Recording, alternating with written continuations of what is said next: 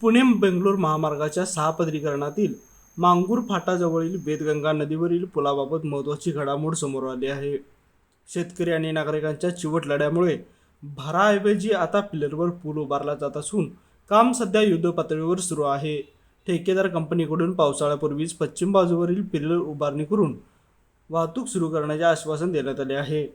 भरावामुळे पूरस्थितीत 20 गावांना धोका निर्माण होण्याची शक्यता होती, मात्र स्थानिकांच्या पाठपुराव्यामुळे हा प्रश्न मार्गी लागला आहे. दरम्यान पुलाचे काम सुरू असल्याने वाहतूक वळवण्यात आली असून अपघात टाळण्यासाठी दिशादर्शक फलक आणि रिफ्लेक्टर लावण्याची मागणीही करण्यात आली आहे. लाईव्ह मराठीसाठी मुरगुडहून सर्जेराव भाट.